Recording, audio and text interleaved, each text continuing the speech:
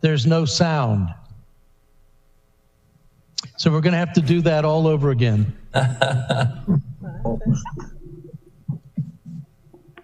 Have Regina check into that. So we're already aware of it. It was just through the streams, the YouTube and Facebook streams. The audio was there. The broadcast is fine, and everywhere else is fine. If you guys want to have a mulligan and do it again, you're welcome to.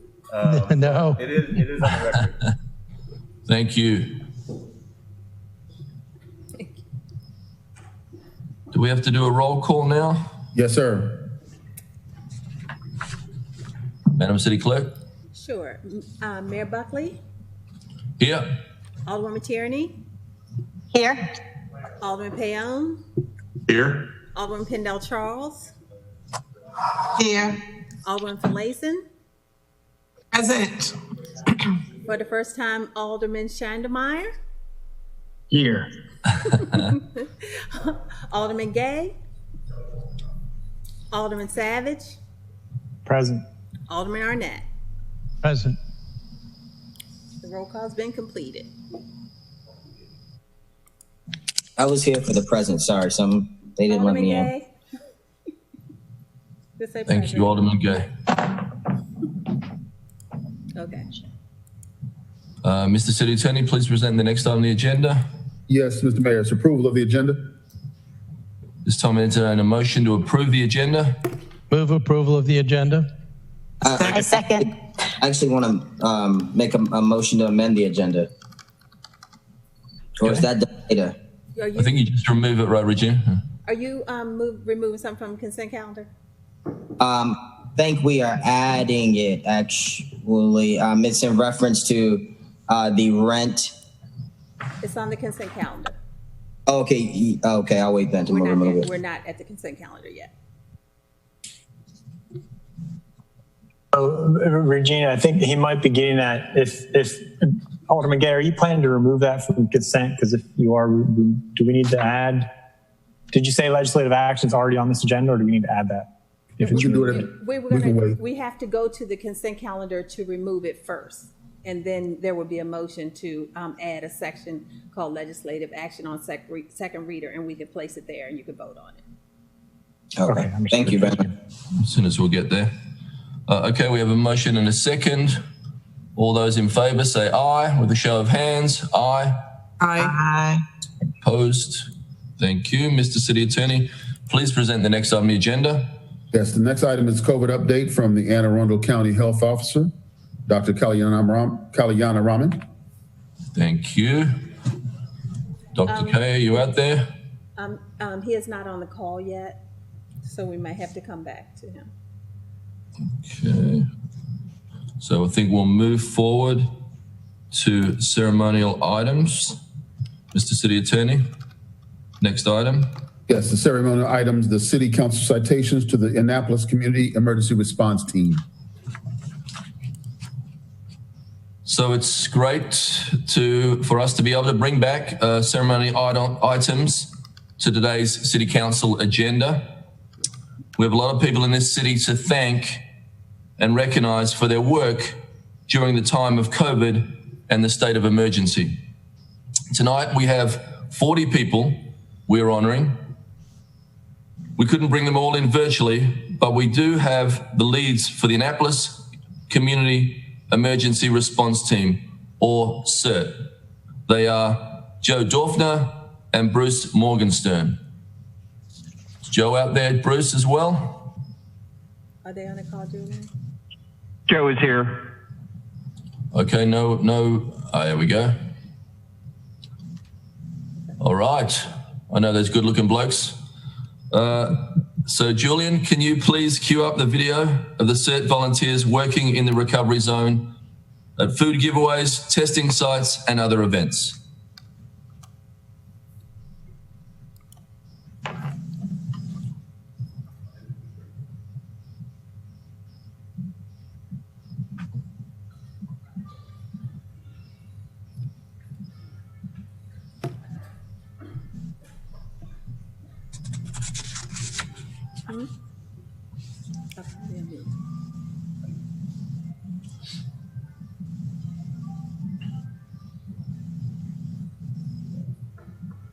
Mr. Mayor, there's some audio there too that is missing apparently, but you have the highlights. Yep. No audio for us, but for the public, right? No, I think the music's not showing up, but everything else is there. Okay. I think we should have the new alderman sing. Wait, can sing you to it. please stop turning it so quickly? I can't read all the names. Can we go back to that page?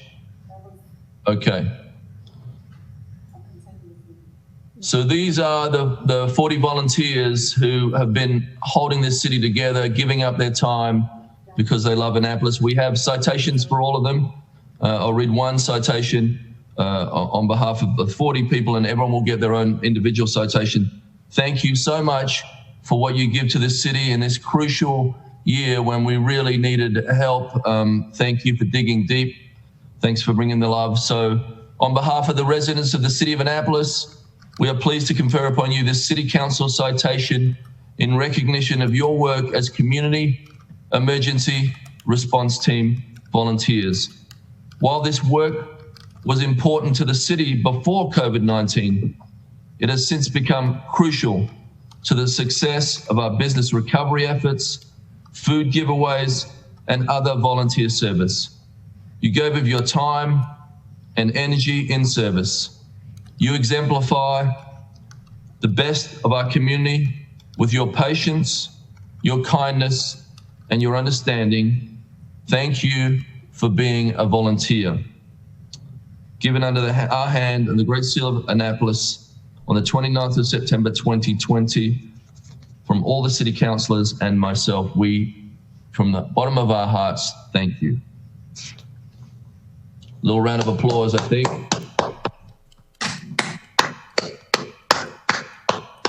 Would you like to say anything, Joe, Bruce? Oh, absolutely. I want to thank the city of Annapolis for giving us your trust. We have our volunteer organization has trained for, well, we trained for a disaster. We didn't expect COVID-19, but we're very pleased to be supporting the city.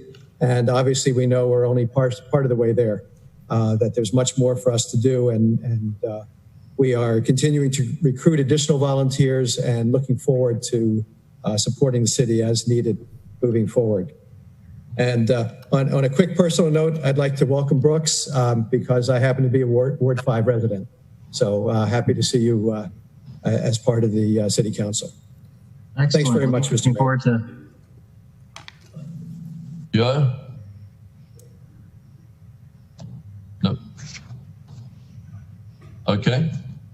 Thank you all. We really appreciate it, and thank you for getting through the rest of the year, and we know we'll be seeing you into the new year. So thank you all. You bet. Mr. City Attorney, please present the next item on the agenda. Sir, petitions, reports, and communications. Hold on. Update from the mayor. And I think maybe Dr. K is on the line. Is that right? Yes. Okay, Dr. K, please, with a COVID update for the City Council.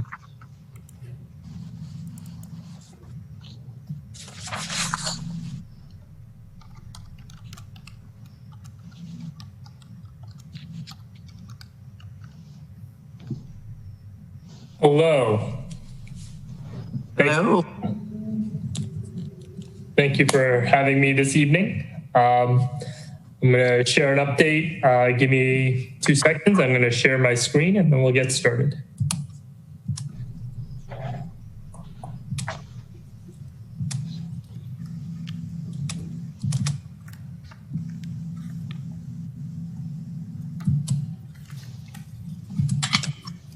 There we go.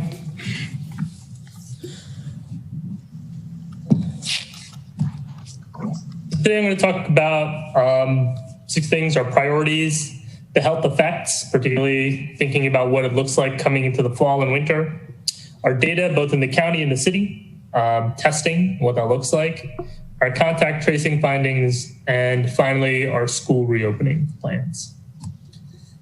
So our key priorities are to keep Anne Arundel and Annapolis open, and we do that by keeping people healthy, first and foremost. But our second priority is to allow school to open in person. We know that's critical, and I will be getting to that later today. Keeping businesses open and promoting mental and social well-being. Our biggest challenge in public health always is that prevention is our goal. We don't want people to get sick and then recover. We want to prevent that. And one of the challenges is the more we prevent, and we see this during COVID, the more people don't feel the imminent threat of it. And so we have to keep our vigilance up to do prevention.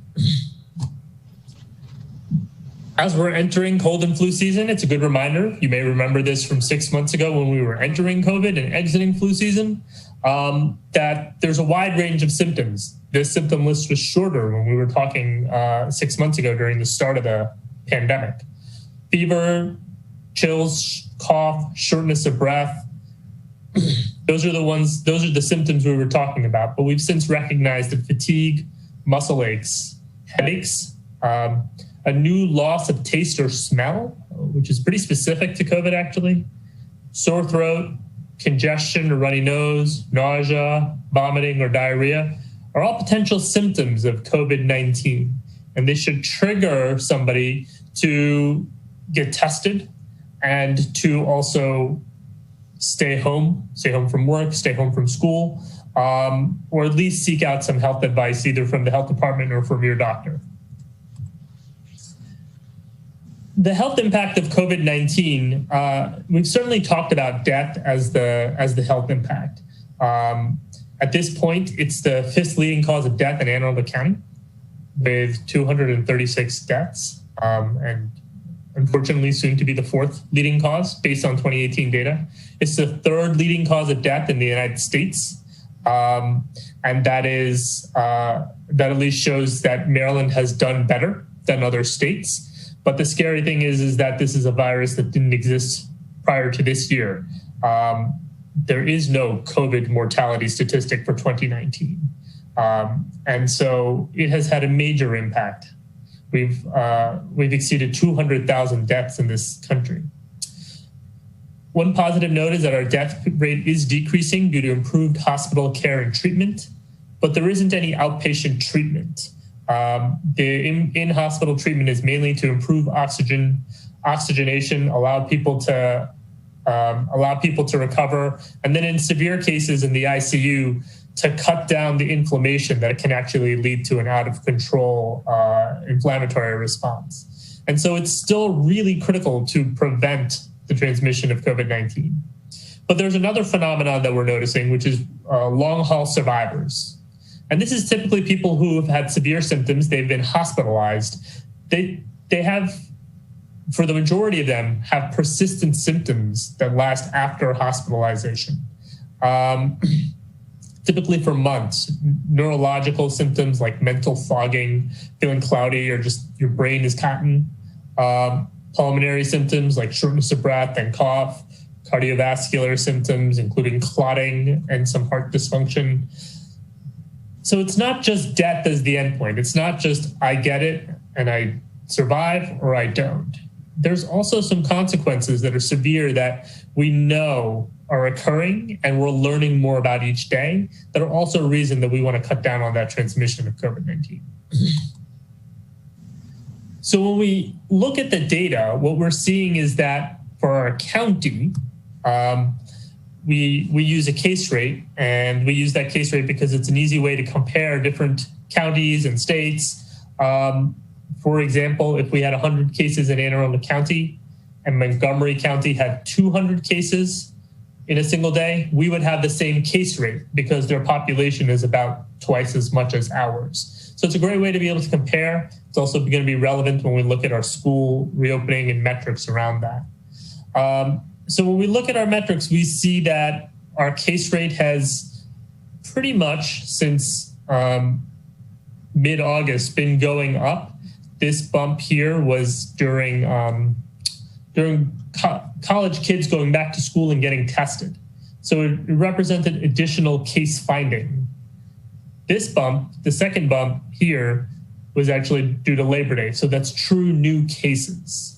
And right now we're off of that high and our case rate is around 8.5. But overall, the general upward trend of cases is concerning. because while the cases are generally happening in a younger population, it's not going to stay in that younger population forever. A good note is that with our decrease in cases, we've seen a decrease in hospitalizations. That is reassuring. That is what we want to see.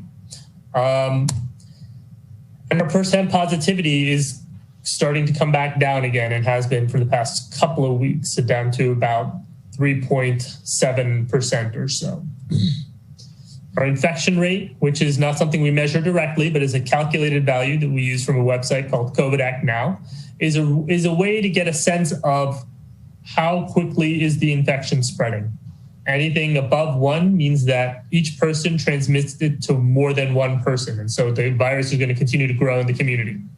Anything less than 1 means that it's going to slowly shrink. The closer it is to 0, the faster it is it will shrink in our population. We want to be under 1.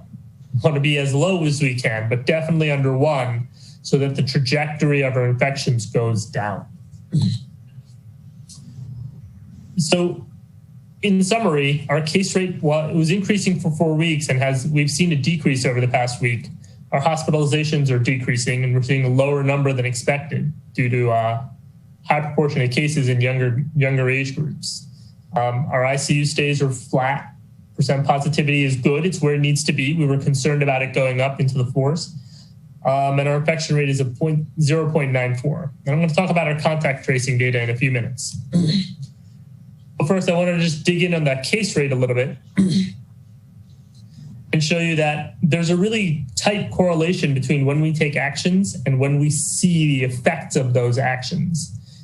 In late June, we were relaxing the restrictions. Each of these orange arrows here is 1 week apart, and then it's another 1 week to the bottom of that slope until the case rate started to go up again.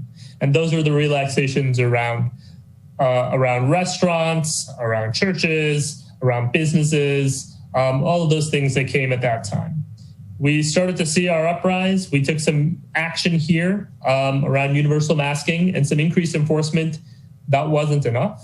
And so we took our additional actions, particularly focused on indoor bars and restaurants closing after 10,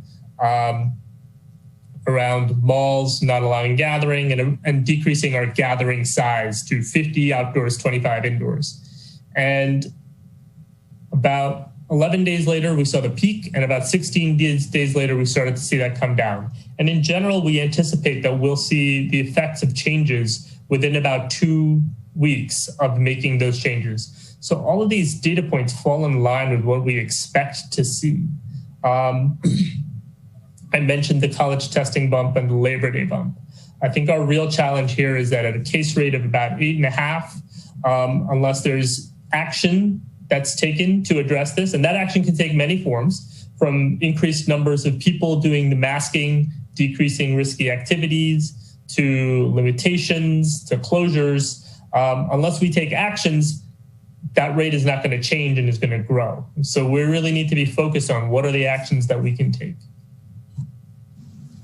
Now, focusing in on Annapolis, I wanted to share the cases by age in Annapolis. We see that the blue bars are the cases over the past 4 weeks, and the red bars are overall since the beginning of the pandemic.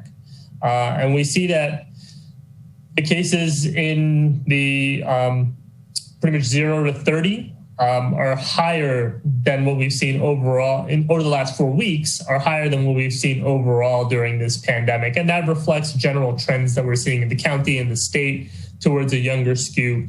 A part of that is that people who are older, people who have chronic health conditions or other vulnerabilities have frankly taken more precautions, have put into place more restrictions on activity or more precautions when they're taking activities. And we're seeing younger people, frankly, not necessarily doing what they need to do. That is challenging. And it is a part of what we need to be targeting in terms of our outreach. When we look at it by race and ethnicity, in the past 4 weeks is the blue bar, overall is the red bar here. What we see is that overall Hispanic population is vastly overrepresented in terms of total cases in Annapolis. For whites, it's significantly underrepresented. For blacks, it's pretty close, a little lower actually than the population demographics. But we see that in the past 4 weeks, we've been able to push that rate in Hispanics down significantly, and that's been through targeted education and testing. And lastly, I wanted to show you the cases and including the deaths. And the deaths, and this is overall through the entire pandemic. The cases are in blue, the deaths are in red, and the yellow is the population, just to give you a sense of what you would expect if everything was neutral. We see, once again, the total cases are much higher in the Hispanic population, overrepresented by over 3 times. Deaths are still overrepresented, but not as much as the cases.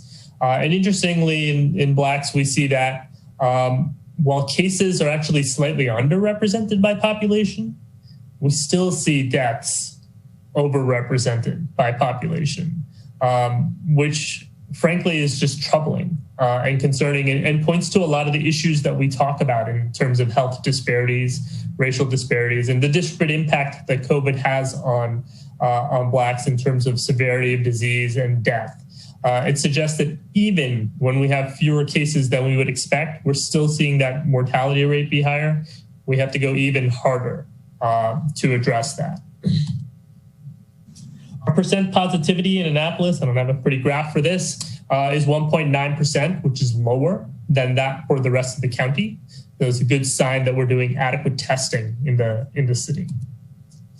And I just want to share a map of where the testing is. You can see in Annapolis all the green and red crosses, and particularly the green crosses, which are our community pop-up sites, which are something we started on April 20th, so over 5 months ago, and has been a critical strategy in Annapolis.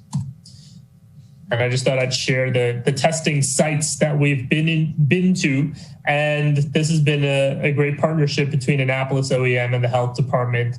Annapolis OEM leading the way in determining testing sites in general.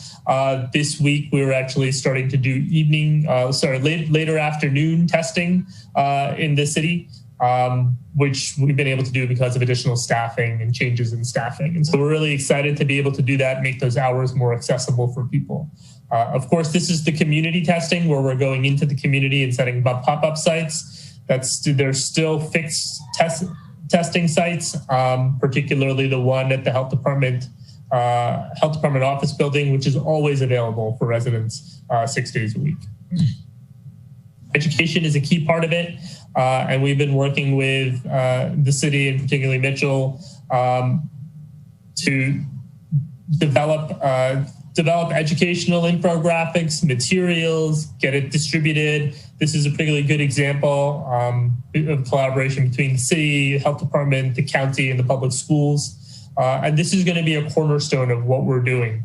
Over the course of the next 3-4 months, we'll be having particular targeting of education, media, and information to Hispanic and Black populations, and we're working with a firm to get those messages out on specific media to those populations.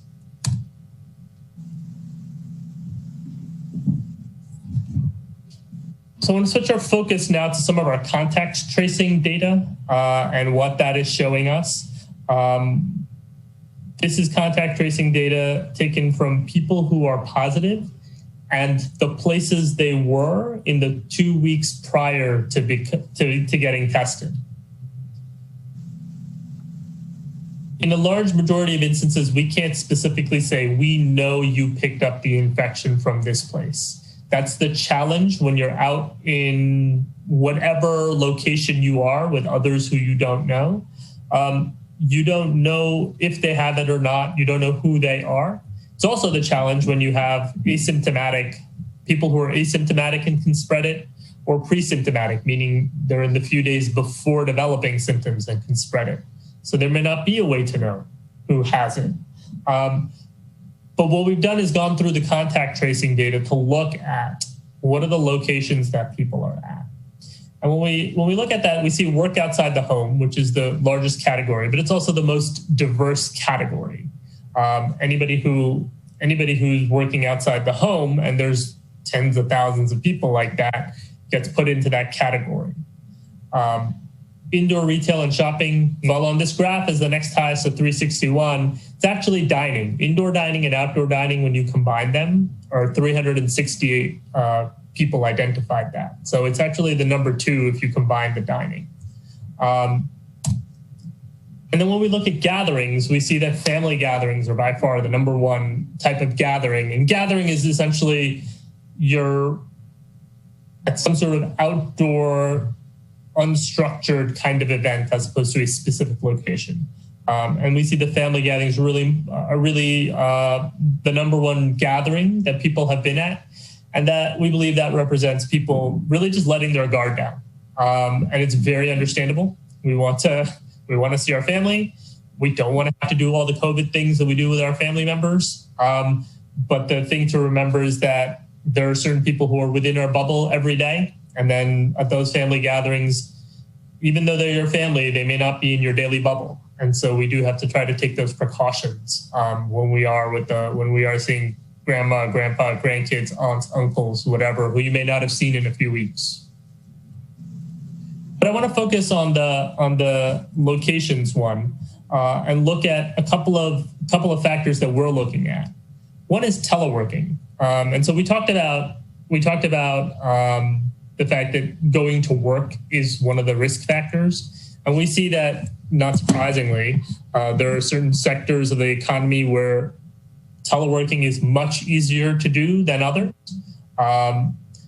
Where it's not easy to do is service occupations, construction, installation, maintenance, that kind of activity. There's no way to telework. If you're doing construction, you got to be on the construction site. If you're a waiter, you got to be in the restaurant. And then specifically, when we look at retail and food service places, when we see the retail in Anne Arundel County, we see that there are about 1,900 retail establishments, about 1,100 food service places. And when we dig into that, we see that, remember I had mentioned that we see slightly more exposures at restaurants and bars, indoor and outdoor dining, so restaurants and bars compared to retail. And it shows us that in our county, there's a 1.7 times more likely that somebody was at a bar or restaurant who was COVID positive than somebody who went to retail. When we look at a CDC report that came out a couple of weeks ago, we see that people who were positive were 2.4 times more likely to be at a bar or restaurant than people who were negative. And what that suggests is that restaurants and bars continue to have a significantly higher impact on COVID-19 transmission, mainly because people can't maintain distancing and mask usage. You're eating. That's not really possible. And so a lot of our efforts is around how do we mitigate that risk? How do we make those restaurants safer? How do we keep that in mind? We certainly know that it's important economically. It's important for people socially. At the same time, we want to balance that with the risks of transmission. And I was happy to hear earlier on the city call that there are talks with the state around supporting businesses and particularly bars and restaurants during this difficult time for them. And the last thing I wanted to talk about was reopening schools. This is something that's recommended by the American Academy of Pediatrics. It's critical for the development of children, their cognitive development, their social emotional development, and their physical development. And really our goal is to define the metrics for reopening and putting into place the COVID-19 mitigation strategies so that we can get kids back into school. But ultimately that decision is the Anne Arundel County Public School System's decision. Ours is to support and advise them. But a key part of this is that the lower the case rate, the better we can keep students and staff safe and keep the schools open. It's not hard to open schools. What we're seeing from other states is that it's hard to keep them open. That's the challenge. And so we have MDH school reopening guidance that came out, I want to say about a month ago, a little over a month ago. It's a helpful guide, but it doesn't offer the specificity we need in order to be able to make decisions at the county level. And so when we look at it, we know that we need to start the school year with special needs, technology classes, English language learners coming into school. And in fact, today was the first day we had special needs, and the CAT North, the technology school, open to in-person instruction. I don't know how it went today yet. I'm going to hear tomorrow, but it's really critical because of the special instruction required there. But more than that, we also need specific guidelines for different schools. So for elementary, K through 5, middle, 6 through 8, and then high school, 9 through 12. And the reason we need that is because there are some really significant differences between those age groups that require different approaches in terms of opening. For elementary school, a cohort size, or who's in your bubble, is in the 10s. It's about 22 is the average for the district. So your classroom is your cohort size. Your classroom is your bubble. For middle school, it's in the hundreds. Class size, each grade is the cohort or the bubble, and that grade size is about just short of 300. And then in high school, your cohort is essentially your school, because students have many more interactions across grades, including classes across grades. And so your cohort, your bubble, becomes the entire school. And we're using these as guidelines, and in the next few days, we'll be coming out with those, with that guidance and advice. And we're looking forward to getting more kids back into school. And so with that, I'm going to stop. I'm sure you have questions and thoughts. Thank you, Dr. K. Excellent presentation. I love the communication between the county and the city. We communicate on a weekly basis, and Dr. K makes plenty of time for this city. Now, Alderman Gay had his hand up first, and I'm sure lots of people want to ask you some questions. So, Alderman Gay, being mindful that there is a big debate on tonight. I know, that's why I'm asking the quick, easy, kind of stupid questions, but everybody wants to know. Well, first, I want to thank you for finally bringing around the evening testing. I know that was something that we talked about was important to our communities, as many of my residents are home or available in the evening. So that's important. I'm eager to see what the results look like as we start to get into that. But one of the first questions, and I guess that's on everybody's mind, is with the dining. And as we obviously get to the colder months, what is the county's plan to allow us to start maybe expanding the occupancy to 75%? I've seen in some other countries, they've got air purifiers. I know that that's a more common thing in households and things now. Have you started to look at ideas like that so that businesses can start to put together a plan for the winter? Yeah, that's a great question. We're actively working on that. A number of the things that we're looking at is occupancy level, is looking at outdoor tents and the regulatory issues around that, zoning issues, really. Air purifiers are certainly a good step as well. Although with a functioning HVAC system, it will probably be less effective as long as the HVAC system is working well. And then I think the other issue is spacing. I know that a number of restaurants in our conversations feel that it's harder to get to 75% because of the spacing required from just distancing standpoints. There's a lot of discussion around barriers, plexiglass, plastic. So those conversations are happening. I don't know the answer yet, to be frank, Alderman, but we're trying to figure that out. My second question kind of, I guess, led into that, and I guess you answered it well. It was in regards to extending some of the times. I know that was also an issue. Actually, when I was getting lunch today, someone mentioned it to me. A business here in Eastport was having trouble just because of the evening times that they usually be popular after 10. But so I guess thank you. I look forward to.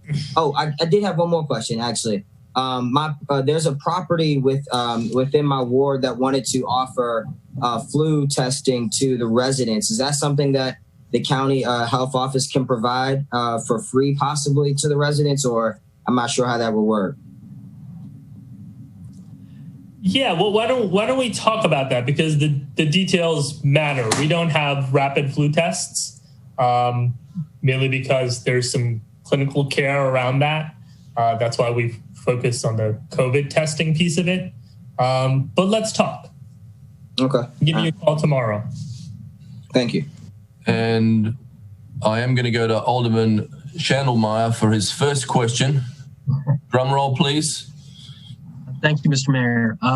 Dr. K, for the data that you collected regarding getting sick working outside the home, has the county collected more specific versions of that based on occupation? Or is it just one giant lump of data? So we actually, I'll get a little inside baseball here. We do the contact tracing. We put the information to a database that the state has rolled out across all the counties. The state actually is doing some of the data cleanup. So essentially taking those text information that's inserted by text and putting it into categories. So just this past week, we got that data back, and we're going through it to see if we can get some greater detail out of it. So I'm hoping that we'll be able to find a little bit more detail in that, but we don't have that yet. Excellent, thank you. And I have one other question. This may be optimistic of me, but there is lots of talk about a vaccine being developed by the end of the year, beginning of next year. Has the county begun at least planning any kind of distribution plan, or is it too early to even start putting that onto paper? Well, essentially, our distribution plan would be to utilize our testing sites and infrastructure, and convert that into vaccine distribution and vaccine administration. Given the expected ramp up in flu shot manufacturing, we would have more than enough time to put specifics onto that rollout, given our existing testing infrastructure. But we have like some dots. It's now just as things develop more, we can then connect them a little bit easier. Absolutely. Excellent. Yield my time. Any other questions for Dr. K? Alderman Pendell Charles. Yeah, I'd just like to thank Dr. K for everything that he is doing and has done for us over the past year. I think he came in September of last year, and we thank you so much for you and your staff. You've done a marvelous job in this pandemic and these unprecedented waters, and it's hard work, but we really do appreciate it. God bless you. I appreciate that, and I will share that with my staff. They are amazing, and they have been working hard in good times, but certainly over the past 6-7 months, it's been another gear. So thank you. Thank you. Anybody else? Dr. K, thank you so much for keeping us safe. We're really lucky to have you. Thank you. Thank you. Take care.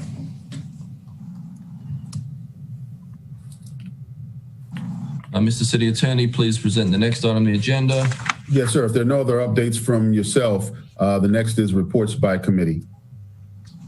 I have a quick update. We haven't talked for a while. So since August, we've had a lot going on with our recovery zones, the continuation of the state of emergency, all while following the reopening sequences set up by the governor and the county executive, Stuart Pittman. I want to thank Dr. Nilesh Kalyanaraman for his partnership in helping us navigate this very difficult time, ensuring that our county resources are our city resources too. We look forward to establishing standards for the cold weather and balancing the needs of the business community with the requirements of public health. Please check out the Halloween guidance that the Department of Health issued earlier today. If you are planning a neighborhood party or to take your children trick-or-treating, we want you to take the necessary precautions to keep your family and our community safe. On another note, Annapolis Fire Chief Douglas Romali asked me to acknowledge recruit class 60, our recent graduates of the Fire Academy. The city welcomes firefighters and emergency medical technicians Kaylin Peabody, Caleb Ward, and Nathan Westlake. Let's get a little round of applause for those guys.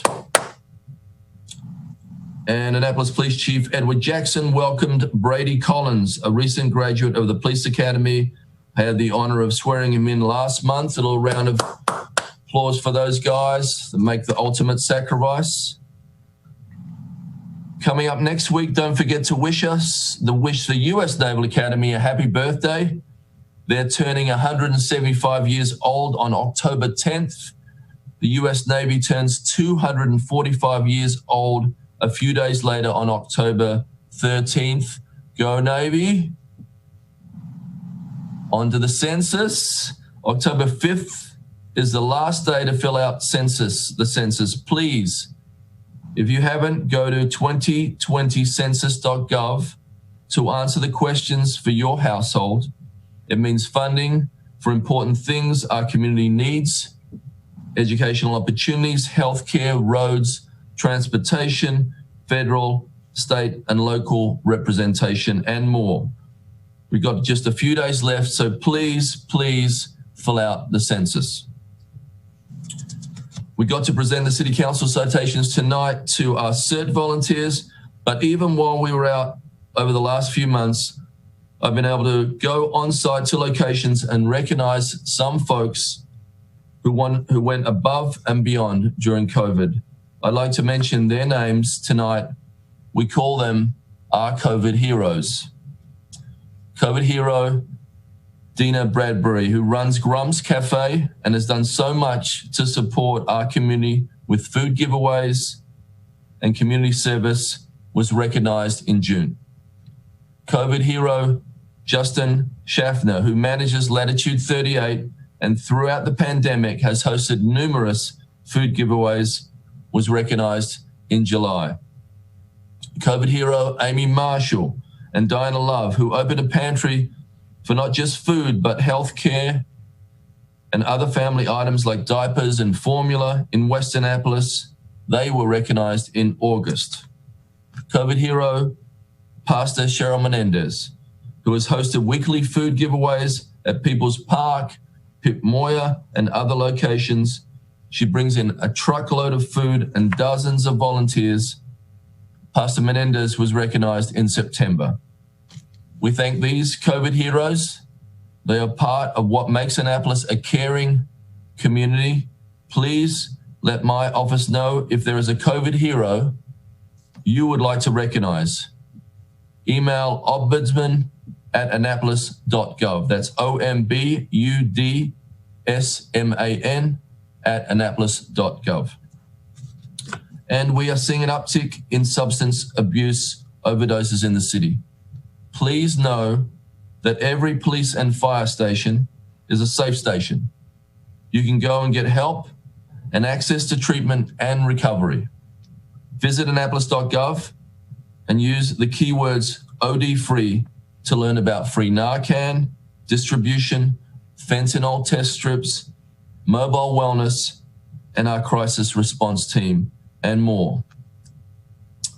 A community service item coming up on October 10th at Brewer Hill Cemetery.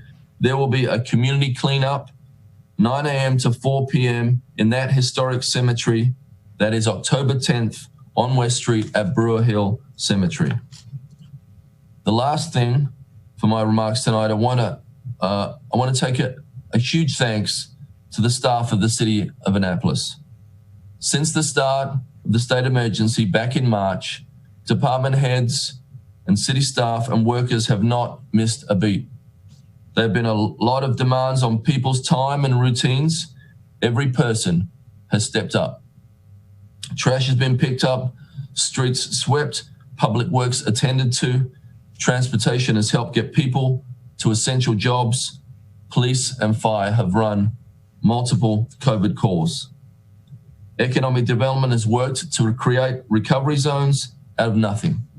We watched our city hit hard by the economic downturn and unemployment like we've never seen, and our city has stepped up to help. Our finance office helping people navigate utility payments, my staff doing outreach and taking on responsibilities to go into communities with newly hired health navigators. Our Office of Emergency Management running food giveaways and COVID testing sites. Recreation and Parks doing childcare and operating camps.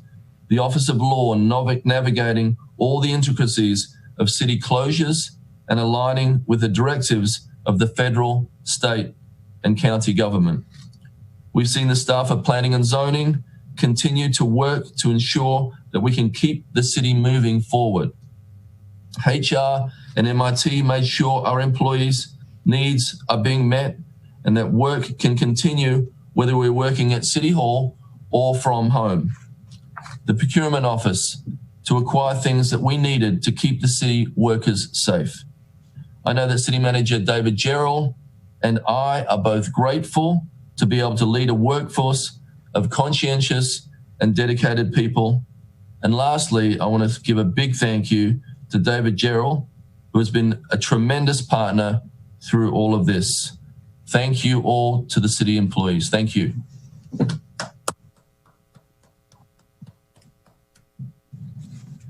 Mr. City Attorney, please present the next item on the agenda. Reports by committee, sir. Any reports by committee? Yep, I have one announcement. Okay. Affordable Housing Task Force, our public meeting is Thursday at 5, so tune in if you can. If the general public wants to leave comments, you can email me and you'll get the Zoom link. Thank you. Alderman Pendell Charles. Thank you, Mr. Mayor. Regarding the census, I'd like to thank Leonardo Acosto, who's in the Planning and Zoning Office, who's been extremely helpful in getting the word out and getting the messages across for census. And we ask everyone to fill out your census forms if you have not done that. The Public Safety Standing Committee meeting is scheduled for this coming Monday, October the 5th at 4 p.m. At that time, we have several pieces of legislation that we postponed from September, but we also will be reading the names of those in the spotlight, whether they're police department, fire department, or Office of Emergency Management. When we receive letters of accommodation from citizens, we have not done that this year, and those names will be recognized and read on this coming Monday. Thank you very much. Thank you. Alderman Finlayson. Thank you, Mr. Mayor. The Rules and City Government Committee met on Tuesday, September 8th, and responded to several pieces of legislation. I won't go into all of them, but I'd like to announce that our regular meeting date has changed from the second Tuesday of the month to the first Tuesday of the month at 4 p.m. And of course, we're meeting virtually. I think our minutes from the last meeting are already posted. Thank you. Thank you. No hands. Mr. City Attorney, please present the next item on the agenda. Yes, comments by the general public. We have some written testimony submitted by Charles Parker of 141 West Street, Unit 202, Annapolis, Maryland 21401 on R-51-20. Mr. City Attorney, please present the next item on the agenda. Next item is public hearings, beginning with 03120, non-motorized vehicles. No one is signed up to testify. Mr. Mayor. Alderman Gay. Are we not making it clear to the public that they have the option to appear before us now and like actually make public testimony, or is that? We are advertising it. It is on the city's site, and we talk about it at every council meeting. But you're right. We are maybe not. We could drop a social media link or something, yeah, just to spread it. I'm sure by now people are paying much more attention than previously. We also put it on every agenda, Mr. Mayor. Thank you. So I declare the public hearing on O-31-20 closed. Mr. City Attorney, please present the next item on the agenda. Next item for public hearing is O-32-20, vessels and persons using city waters. Again, we have nobody signed up to speak on this. I declare the public hearing on O-32-20 closed. Mr. City Attorney, please present the next on the agenda. Yes, O-33-20, towing of vehicles. Definitely thought we'd get some comments on that, but no public testimony. I declare the public hearing on O-33-20 closed. Mr. City Attorney, please present the next on the agenda. Yes, O-34-20, Chesapeake Region Accessible Boating Lease Agreement. Nice. Well, we have some comments here. We have written testimony received from Matthew Schaaf, 3104 Drug Court, Annapolis, Maryland, and Frida Wiley, 403 Chesapeake Ave, Annapolis, Maryland. And we have, is this our first live testimony? It is, sir. All right. Well, this is an historic moment, and who better than Paul Bollinger of 177 Defense Highway, Suite 9, Annapolis, Maryland. Paul?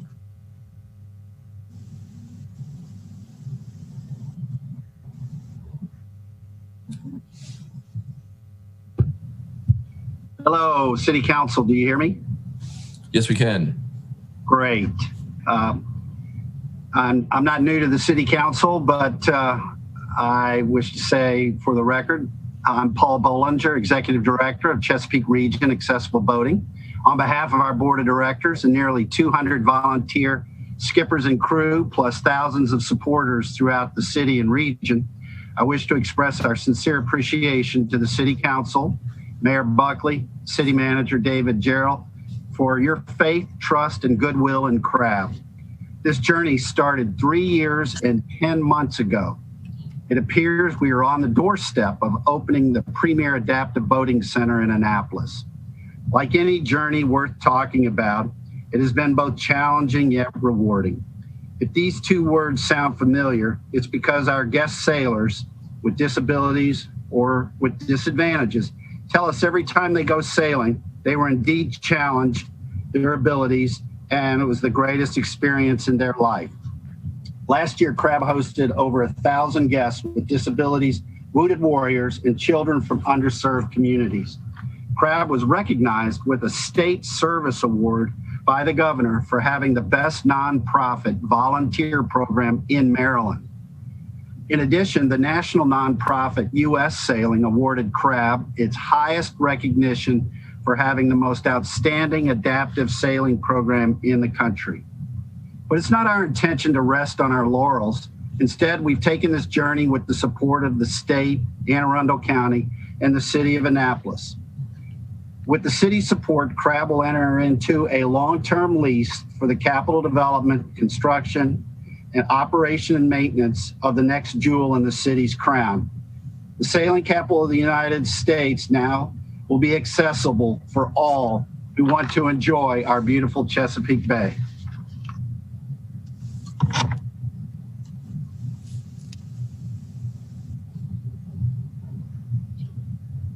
Is that it, Paul Alderman Gay? Yeah, I just have a quick question. Paul, I love the work that Crab is doing. I've actually seen some of it in person before, and I'm excited for you guys to have this leasing opportunity. I do recall, though, when the original conversation was had around this lease, it was mentioned that there would be opportunities for underserved, I think it was titled, communities to have access to this space. Could you explain a little more how that will be planned? Have there been talks with maybe the Director of Transportation to add additional stops in summer months and stuff like that, considering it is on the complete other side of the city and tucked away from most underserved communities? What plans do you have really to make sure that it is utilized by all in the city of Annapolis? Well, we're very fortunate to have sidewalk all the way to this site from the heart of Annapolis. So that's there. As far as additional transportation coming to the site, we've not gotten into that yet because we haven't shoveled the first load of dirt yet to reconstruct the site. And the path that we have forward going through the city's permitting process is daunting, but with the support of David Jarrell and Sally Nash and others, Michael Johnson, I think we'll be able to move forward quickly and create a comprehensive plan of how we do incorporate it into the city's recreational activities for the underserved communities. We already serve them now. We have historically for many decades, and they've been able to get out to Sandy Point State Park.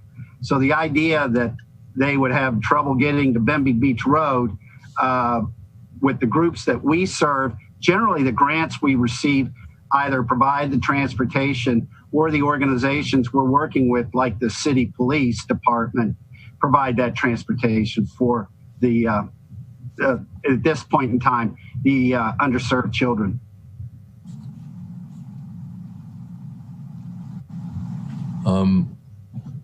Alderman Savage and City Manager would like to say something.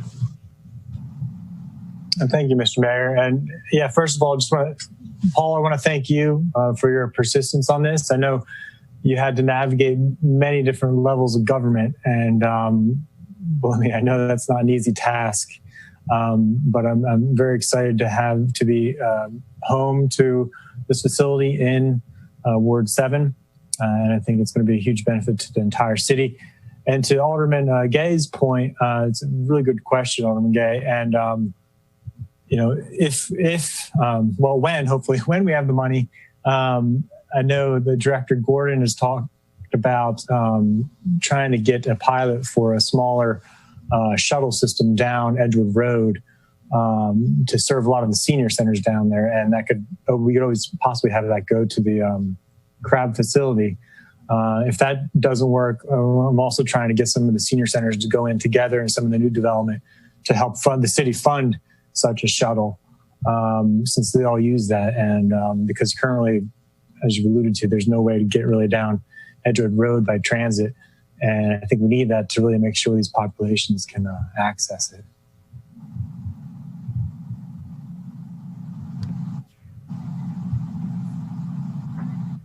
And a big thank you to the city manager for your work on this. Mr. City Manager.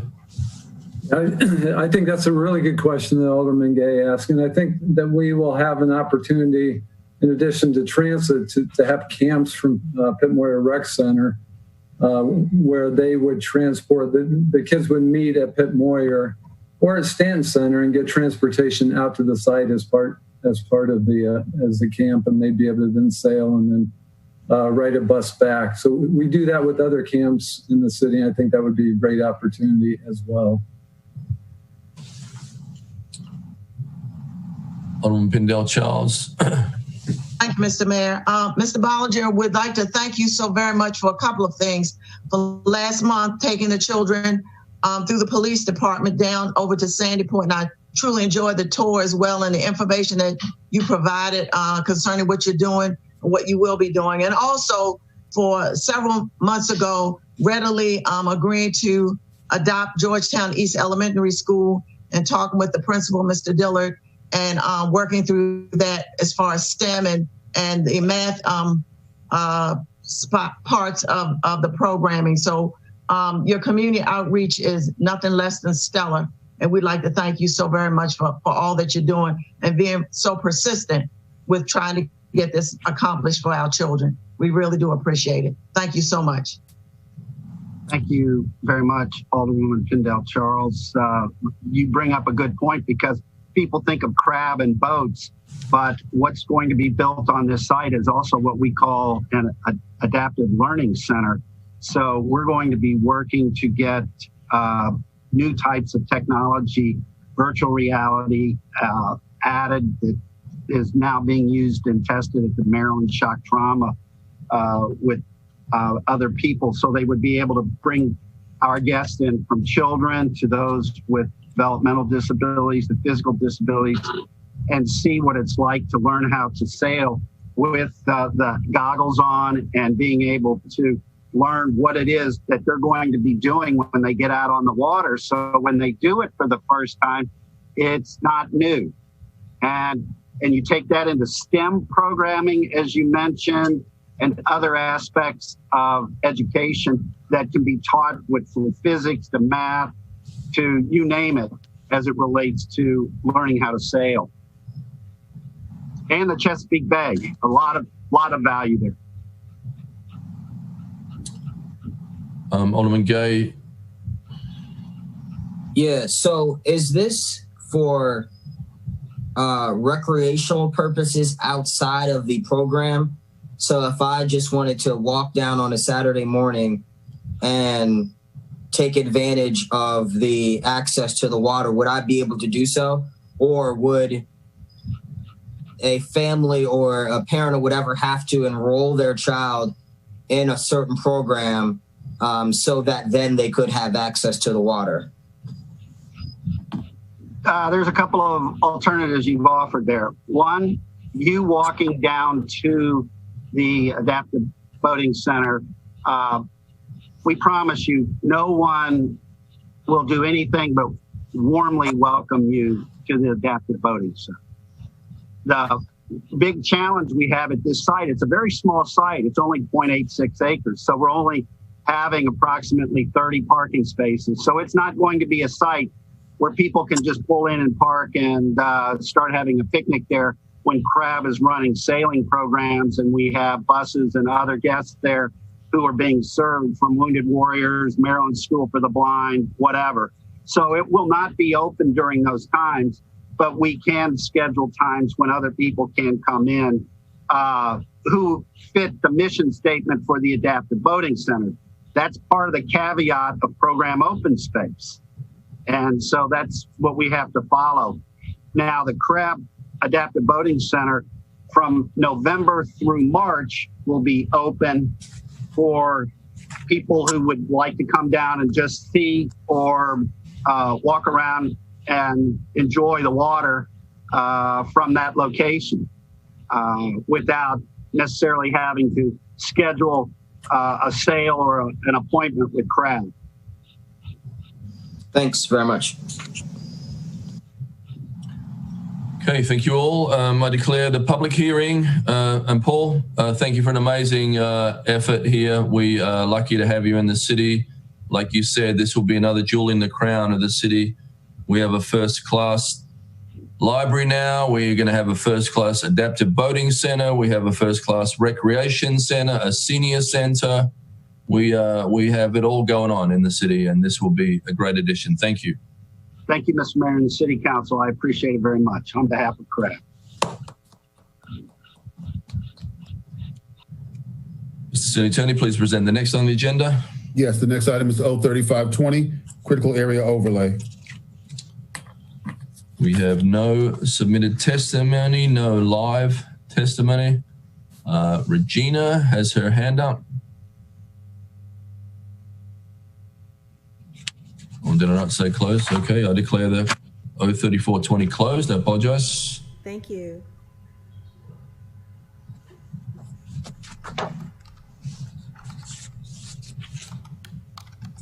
Mr. City Attorney, please present the next item on the agenda. You can continue with 03520, sir. There were no requests for public hearing, no requests for comment, written or otherwise. 03520 and 03420 are now declared closed. Thank you. Next item is 03620, sir. Okay. Site development prohibited discharges. All right. No testimony for those, written or live. I declare the public hearing 0-3720 or 3620. 3620, right. Closed. Mr. City Attorney, please present the next on the agenda. Yes, sir. The next item is 03720, annual performance statements. Thank you. No testimony here either.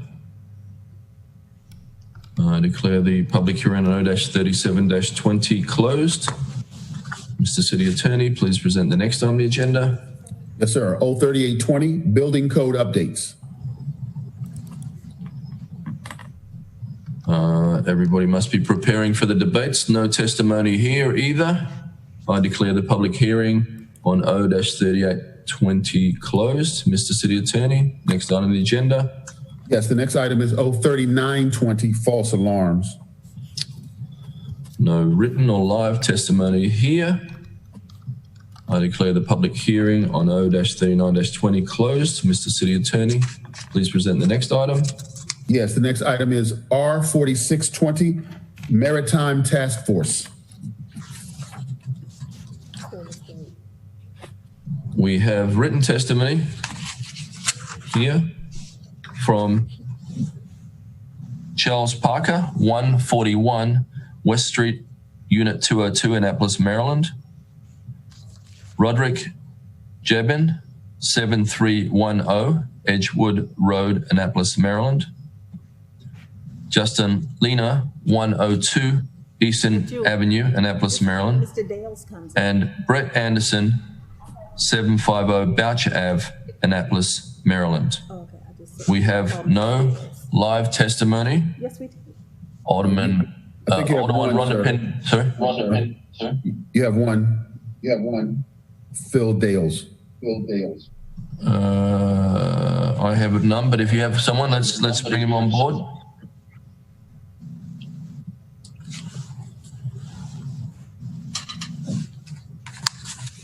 Okay, he has 3 minutes, sir.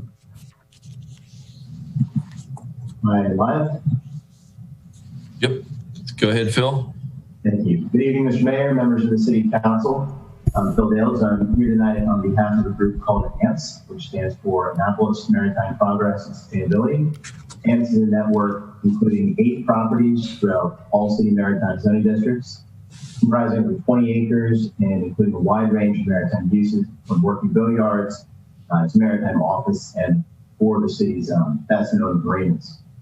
I also know that some of the AMPS members were able to submit individual written testimony tonight, besides Mr. Anderson. I believe that Mr. Jabin and Mr. Lehner also submitted written testimony as we were speaking throughout the day. Certainly not all of the members of AMPS have been able to do so, so I'm here to offer comments on behalf of that full group. AMPS supports Resolution R4620 and the task force it recommends. Of the 4 objectives stated in the resolution, the task of recommending new uses for the Maritime District use table stands out as a goal which would directly affect the city code and would have a direct effect on the rights of maritime property owners. It also has the best opportunity of the 4 sets of goals in the resolution to create progress and support sustainability of our maritime communities. The directive to recommend changes to zoning was supported by a report from the Maritime Advisory Board to this council on June 2nd, 2020. The MAB suggested new uses to create a business environment that is consistent with the current maritime economy. Importantly, the MAB emphasized the need to level the playing field between WMI and WMB zones in other districts, since the WMI and WMB have suffered a regulatory disadvantage to other zones since 1987. Specific uses were suggested for consideration, which would be complementary of ongoing maritime primary use, and we look forward to the task force consideration of those uses and others that would create a healthy, thriving maritime environment. We understand that the original draft of this resolution set up a proportional representation on the task force between maritime owners, tenants, and nearby residents. We also understand that Alderman Arnett will be offering amendments to restore representation of maritime property owners, and with that amendment, AMPS offers its full support and gratitude for Resolution R4620. Thank you very much to all members of the council and to Alderman Arnett specifically. I'd also like to say on a separate note that I want to echo what Mayor Buckley said earlier in thanking city staff. As someone who deals with staff frequently in my day-to-day work, I think that's important to do in this COVID healthcare crisis time. Thanks very much. Thank you, Mr. Dales. Now, we are slowly working our way through the process here. The public hearing process, the live testimony is not an area for us to debate. we are currently forming a task force where these things can be fleshed out. So I'm trying to not make this the point where we go over things, but Alderwoman Pendle-Charles had her hand up first. I think Alderman Gay had his hand up first. Go ahead, Alderman Gay. Well, yeah, just as really quickly in regards to this, and this is probably the time for us. Usually if it was in chambers, we would have the opportunity to communicate with individuals giving testimony. Phil, thank you for coming forward and giving testimony because I hadn't had an opportunity to really engage with the general public as it relates to this legislation. And so with the existing landscape of maritime use fading away and us desperately needing to come up with some other sort of economic boost in those areas. As I mentioned, I was working in a business that had to leave due to the restrictions. What would a suggestion be from the public? What is something that your clients are open to? If you could answer that quickly, because I know everybody's pressed for time. Sure, and I recognize that issue is one that the task force will take up. But I know from the meetings we've had with the Maritime Advisory Board and the discussions I've had with the members of the AMPS group, the first set of uses that people tend to go to as complementary of more modern day maritime uses are those that are compatible with recreational maritime uses. So you think about marinas with restaurants, you think about venue space for hosting events, and other hospitality-related uses that would support the recreational boaters that make up a lot of the maritime constituency. Along with that is recreational opportunities for both visitors and city residents that would go hand in hand with those new maritime hospitality uses and the recreational boating we see in most of the maritime properties in the city.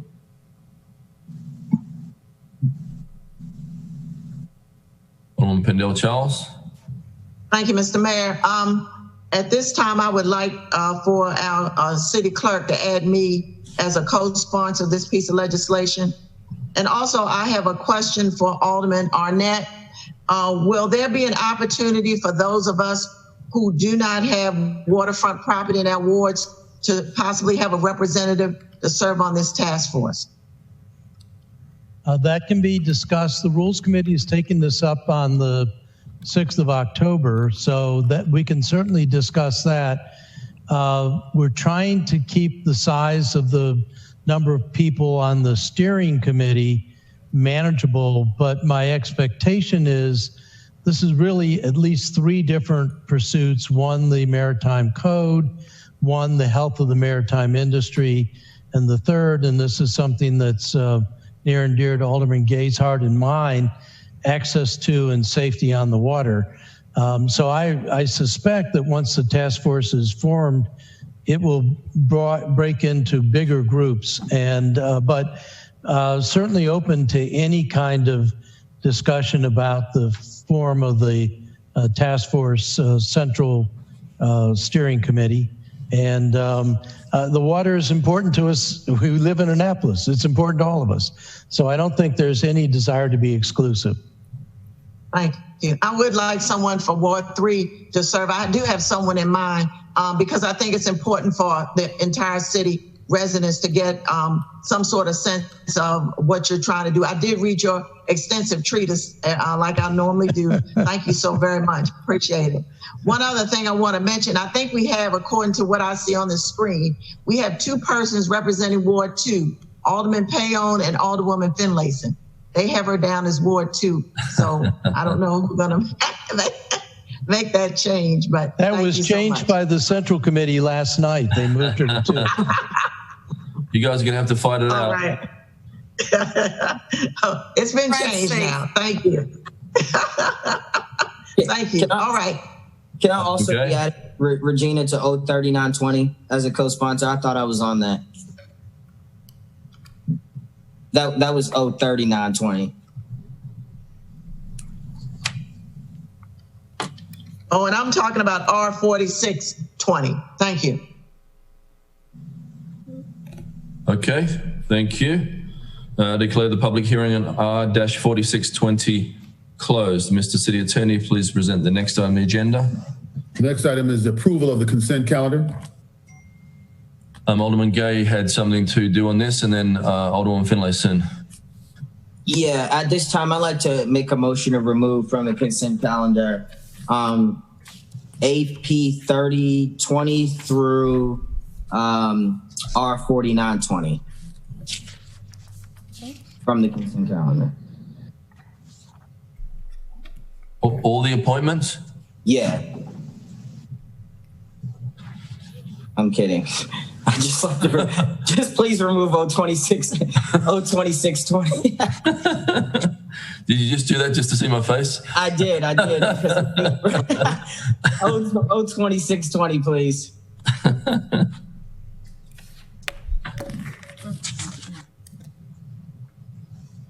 And Alderman Finlayson? Yes, I'd like to remove R 5120 from the consent calendar, please.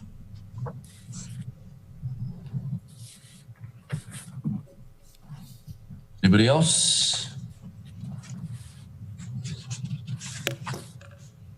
Move approval of the consent calendar as amended. Second. All those in favor with a show of hands say aye. Aye. Thank you. Mr. City Attorney, please present the next on the agenda. Well, you need a motion now, Mr. Mayor, to add a legislative section to include the two items. Okay, could I get a motion for that, please? Motion to add a legislative section. And a second? Alderman Finlayson, thank you. I'll second. I do have a question, Mr. Mayor, I guess for City Attorney Lyles. I'm going to request that R51 be removed from the agenda completely. Is this the time to do that? Yes, ma'am. Okay, then I'd like to request that R5120 be removed from today's agenda. Should I speak? Well, no, well, I'm sorry. You can do it under the legislative section. Let's add it to the legislative section first, create the legislative section, put them on, and then you can manipulate them. Okay. So well, just let me know when. Yeah, we have to have the vote, Mr. Mayor, on adding a legislative section. Okay, and we've got a first and a second on that. All those in favor with a show of hands, say aye. Aye. Aye. No one opposed. Thank you. Mr. City Attorney, please present the next on the agenda. The next item on the agenda is legislative actions, including R5120 and O2620 with amendments. Okay, Alderman Finlayson comes in here, right? Yes. Motion to remove? Should I speak to it briefly? Sure, yeah. This legislation is not quite ready for prime time. I'm working with the sponsors on. Sorry, can I get a second before you do that? No. Okay. Yeah. I thought I had a second. Sorry, thank you. Second.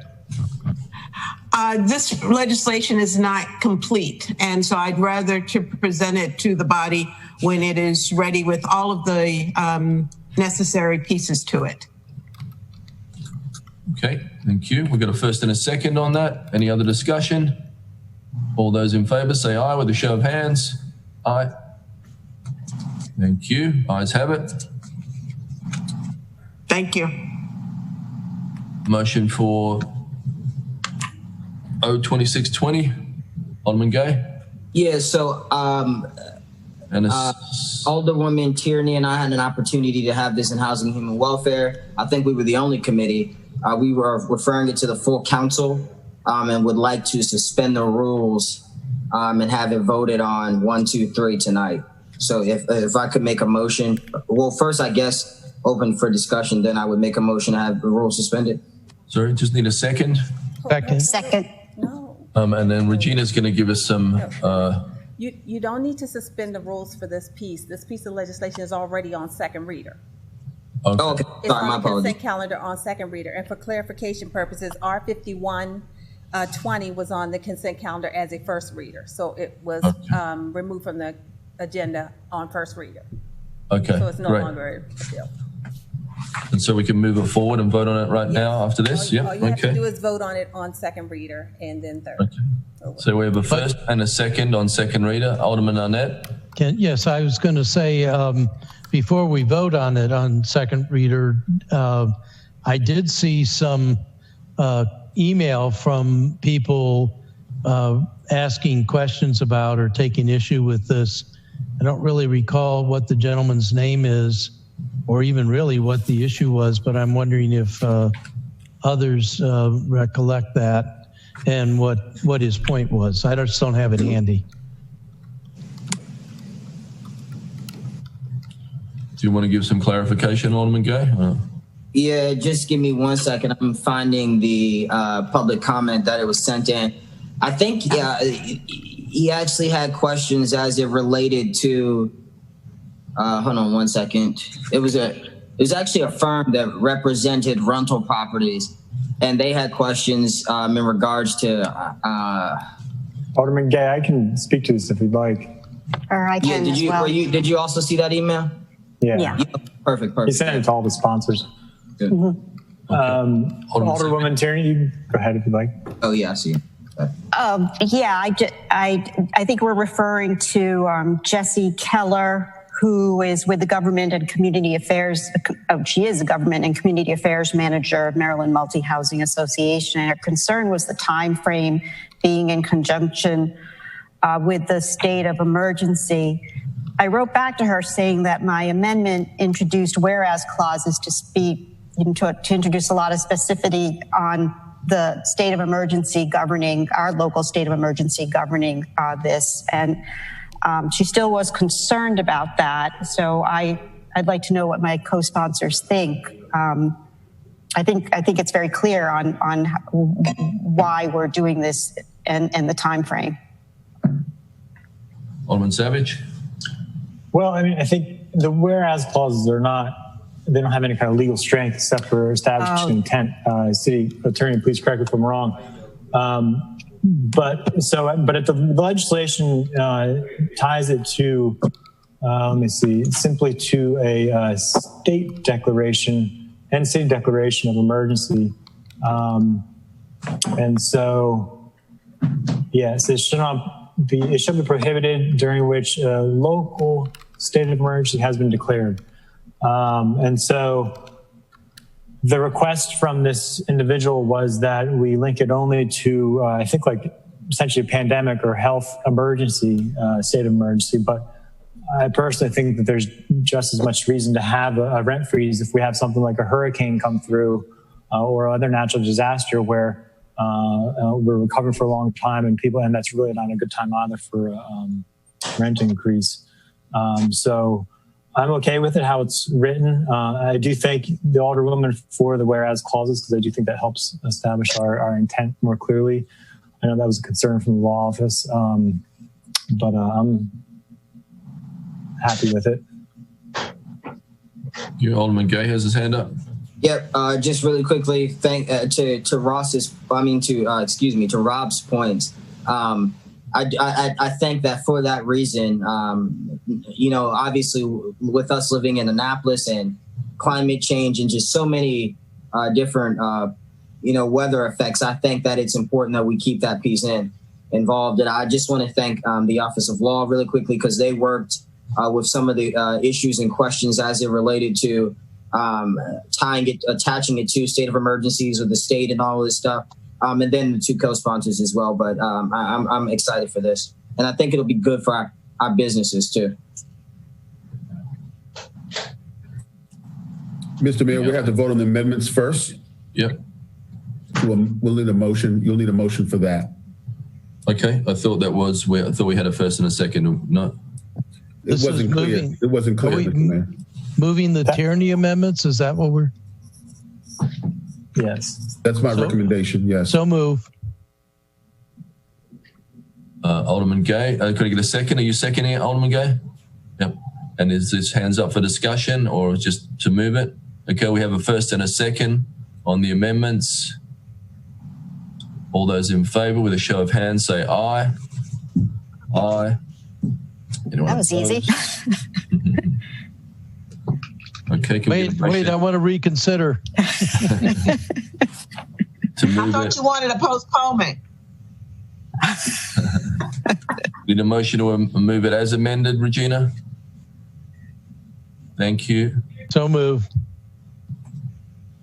Second, please. Second. Come on, folks. Give it to Brooks.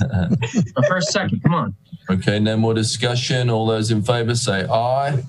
Aye. Aye. Now, Regina, we're moving it forward on third. Yes, and you'll need a roll call with this one, Mr. Mayor. Yep. Are you ready, Regina? You're on mute, Regina. So sorry. We need a motion for third reader. Make a motion to pass on third reader or Okay, approve on second. third reader. Second. Thank you. All right, and now we're ready for the roll call. Mayor Buckley, Yes. Alderman Pendell Charles, Aye. Alderman Finlayson, Aye. Alderman Shandamir, Aye. Alderman Gay, Aye. Alderman Savage, Aye. Alderman Arnett, Aye. Alderman Tierney, Aye. Alderman Payon. It's not that hard to pronounce. What's his name? Yeah. Yes, no. You gotta say something. Thank you. So, Mike, are we, He said aye. He said aye, Regina. Okay, thank you. so I'm sorry, can we approve the consent calendar now, or do we need to move on to that? We already did. You already did that. Okay, I apologize. Thank you. Mr. City Attorney, please present the next item on the agenda. The agenda is complete, Mr. Mayor. Whoa, Really? really? Just like that? You're the man. For good order, I see Alderman Gay has his hand up. Yeah, I actually have questions for David as it relates to COVID-19 and stuff. And, you know, not all bad, good. Well, first, I'll start with the good and then the bad. I am happy that you guys are taking the steps necessary to update the chamber, you know, so that we can finally get back in to the swing of things. I think we work a lot more smoother when we're in person, and, you know, just things operate better. So thankful for that. Second, if possible, could you please provide us with an update? Maybe I just didn't. I believe someone said it was sent in a previous email. Maybe I couldn't read it or understand the way it was written from the finance department. But could you provide us with an update on the COVID money and how much we have left, and how it's been spent thus far? And my last question is, considering what Dr. K presented at the beginning of this meeting, and likely we will be heading into the beginning of next year with issues. I mean, are we at some point going to ask the county for additional funding to move forward, in particular with rental assistance for some of our businesses and stuff that are closing rapidly? Like, how do we plan to, handle the economics of it all? City Manager. Sure, yeah, happy to address those. So for the COVID funds, Director Dickinson is putting together a summary of that now, because I've asked for that as well. The big issue is going to be whether that money has to be spent before December 30th, which it currently does now, or we keep hearing rumors from the federal government that that's going to be extended to next September. If it in fact has to be used before December 30th, then it doesn't make sense for us to ask for additional money from the county, because we're pushing to spend the money that we have right now by December 30th. But if in fact it does get extended, and all indications are that it will be, but it just hasn't happened yet. And there's some people that are saying it probably won't until after the election, which is a bit late in the game. But if it does in fact get extended, then I think we should ask for additional money, because we definitely have needs. The county has their own program, so we're not trying to duplicate. They have their own program for rent protection, for business protection. So we'd have to find our own niche of things that we want to do in that regard. But yeah, I think absolutely. I think the county, well, I won't even say that. I was going to say how successful they're being. I think everybody is struggling to quickly spend all the money that they have. I know the state is. For us to spend the $4 million by December 30th is a push as well, and I think the county's in that same position. So we're all hoping that the money gets extended until next September, allows us a bit more time to thoughtfully spend the money and not just have to push through the expenditures. I know that sounds like not a bad problem to have, but when you try to spend money quickly like that, it's not always the best expenditures that it could be. Well, yeah, I appreciate it. And I know that we are trying to, at this point, in particular with Lynn Farrell, trying to adjust some of this spending to go directly to communities, which I think is important. And then lastly, Jody, when you send that out, and I hope that it would be maybe in October, not close to the election so that we have time to actually look at it, would it be possible if you just could, starting with the $4 million, run it down, this was spent on this, 100,000. This was spent on this, because the last couple of sheets, the descriptions didn't match. I don't know. It was just so difficult to read. The last one that you sent, it was just a block with all these numbers on it with no real description. So I'll say the form that we've been using and distributing is based on the format that we set up with the county when we asked for the funding to begin with. And we had the categories of spending down the left side. So I've been trying to stay within that grid when I present things. Now, the last thing that went out had several columns added because it's kind of, we've been accounting for some of it in the general fund, some of it in another fund, and it's hard to kind of pull it all together into one column. I'll try to simplify the columns this time and show it to you. And then if you have more questions, I'll try to reorganize it for you. We're working on having this thing done by Friday. I had one earlier, as of an earlier date. I think it was an August 31st presentation, and we're working on one for Friday. We've got to add some things to the list that we're spending it on. So we're going to meet on it Friday and make sure it's complete before we send it out again. Awesome. Thank you guys very, very much. Alderman Tierney, then Alderman Finlayson. Thank you, Mr. Mayor. In this morning's paper, there was some very troubling news about the transit, the bus system, and losing bus services. And I'm not sure who I'm addressing this question to, but what is our path forward in responding to that loss of bus services? Because it is a very critical decision that was made. Any thoughts? I just learned of it in the paper today with you, right? Mr. City Manager. It's an MTA service. I'm not sure how much recourse that we have. We could certainly send them, a strongly worded letter that that's a critical route, which it is. I mean, honestly, when I came into work this morning, I always speak with Eric as I come into the building, and he was distraught about the loss of that line. So I think that there'll be a lot of community members that feel that same way. It's a very important link. So I guess I would suggest that I'll write a letter to MTA and have the mayor sign it, and we'll get that off to them to express our concerns. Thank you very much. Alderman Finlayson. Yes, and I'll be very quick. Ms. Dickerson, could you present, going back to the question from Alderman Gay about the allocations for the COVID money, could you present that information to the Finance Committee, if it's okay with Chairman Arnett? I assume you, Alderman, you would be asking for it anyway, so. Yeah. Yes, but I agree. We need to see it. Okay, we'll do. And may I finish? And initially, Ms. Farrow had given a brief description of uses. So maybe that could be attached so we have both pieces of information. So the format that I spoke to before that we had presented to the county had for each line item Ms. Farrow's description of what it was. And since then, we've added some items on there and she's providing those descriptions for us. And what I do is try to take the data and plug it into those descriptions, which comes out in that grid form. But like I said to Alderman Gay, I'll try to simplify it and just give 1 or 2 columns so you can see what we've done so far and how far off the $4 million it is. Great, thank you. So Alderman Schandelmeyer had his hand up, then Alderman Arnett, then Alderwoman Rhonda Pindell-Charles. Thank you.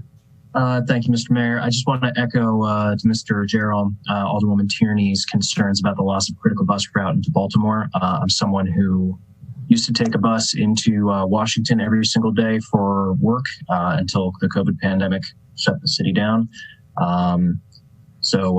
Yes, I would appreciate it if you could get that strongly worded letter out to the MTA. Brooks, welcome to the Transportation Committee. Alderman Arnett. Yeah, so Mr. Mayor, Alderman Savage and Alderwoman Tierney and I had a lot of back and forth about this. And I think particularly with our good relationship with the county executive, we really need to get back to having a discussion of a true regional transportation. Anne Arundel County is at the foot of a nice triangle between Annapolis, Baltimore, and Washington, and of course a lot of things up the corridor going towards Baltimore, like the airport and that sort of thing. MTA just seems to forget that we're part of this state, and this just, you know, to just do this to us, maybe some knew about it, but we certainly didn't, and we were all taken back by it. So I think regional is a strength, and we certainly have the drivers and the buses, and the county certainly shares a need with us. And I think we'd be much better off if we could have things. Thank you. Alderman Pindell-Charles. Thank you, Mr. Mayor. Alderman Arnett, we have now really strong citizens coalition. Do you think this might be something that our citizens coalition might want to get involved and write a letter as well? I certainly think we ought to bring it up with them. I don't know how many of my colleagues received and looked at their letter from the coalition laying out the community benefit programs, but transit, and particularly when we're thinking about moving towards affordable housing, that is an integral part to providing affordable housing and transit, and particularly if affordable housing means more density. And actually, the good thing about density is it makes transit more workable. So it really needs to be in our overall thinking about everything as we move forward on affordable housing and just community caring services. I'll send an email to Bill in the group, and I'll put you on it as well. Thank you. Okay, sure. Yeah, quickly, and while we're on transportation, to that point, the red route, I believe, was adjusted, and it's affected some of the jobs within or access to jobs within my ward. So if we could talk about that, David, with God, why am I blanking on his name? I love him so much. He's a great director. Yes, Director Gore. Yeah. If we could with him to see if we could move it back to the original route of Presidents, because that would make it a lot easier. But thank you. You're getting old, Dwan. I know it's listen, hanging with y'all. Who's he talking about? Excuse me? Talking about what? Who is it? I haven't heard from him all night. Not the women, the men. I think he was calling me out specifically. I've just aged beautifully, but I'm old. I move that we adjourn.